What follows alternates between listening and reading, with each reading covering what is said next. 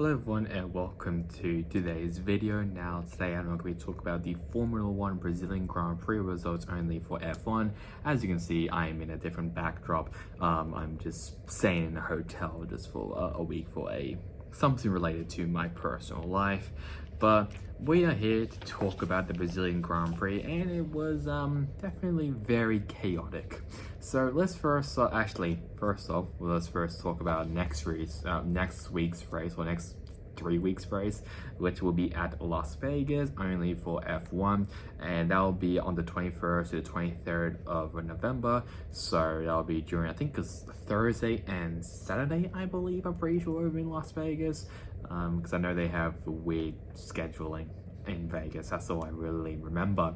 But let's first talk about the Brazilian sprint race results for F1, and that was won by Lando Norris, followed by Oscar Piastri, Charles Leclerc, Max Verstappen, Carlos Sainz, George Russell, Pierre Gasly, Sergio Perez ran out all the points finishes, and then Liam Lawson and Alexander Albon ran out the top 10. Then we have Lewis Hamilton, Franco Colapinto, Esteban Ocon, Oliver Bearman, who replaced Kevin Magnussen for the weekend.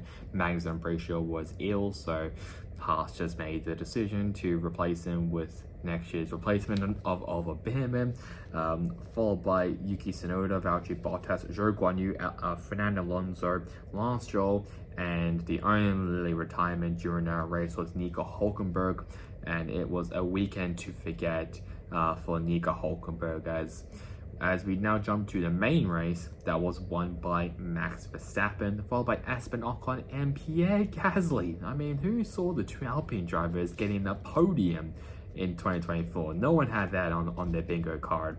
Followed by George Russell, Charles Leclerc, Lando Norris, Yuki Tsunoda, Oscar Piastri, Liam Lawson, and Lewis Hamilton ran out of the top 10.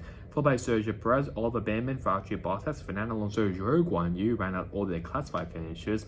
And then we have Carlos Sainz, Franco Colapinto, Alexander Albon, Lance Stroll, all DNF'ing, while Nico Hulkenberg was disqualified. So this main race was pretty chaotic, we'll say. I mean, there was 3 red flags, I'm pretty sure, in the main race, and Colapinto crashed pretty hard.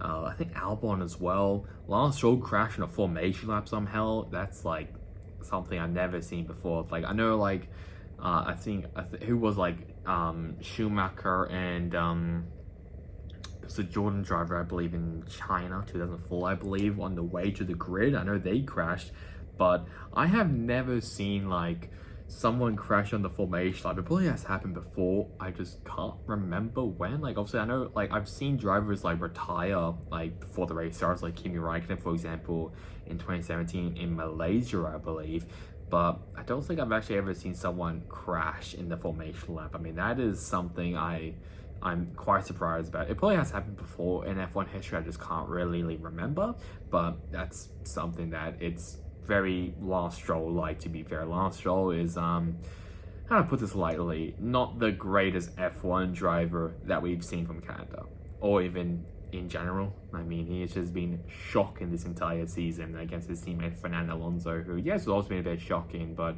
the entire team has also been pretty shocking, and Alonso is currently in the top 10 in the standings. So who is really winning in this battle between Alonso and Stroll?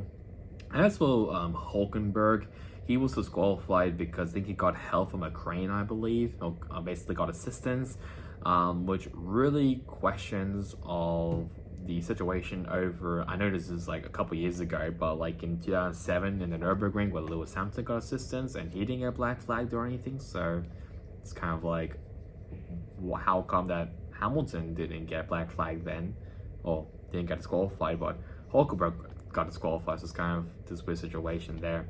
But I mean, this was a very memorable race. I mean, hell, they red flagged the race and Ocon was in the lead. Like, it was looking like Ocon was going to get his second career win in F1, but obviously that didn't happen because Max Verstappen is such a god on the wet, and he did get driver of the day as well, if you're wondering. So I think it makes sense that Max Verstappen won this race. He's amazing on the wet, and that kind of as well puts a lot of pressure as well onto Lando Norris coming into the final 3 races of the season. It is looking like that Verstappen will be getting his 4th championship, which I mean is deserved, but to be fair, he's had a pretty rocky season.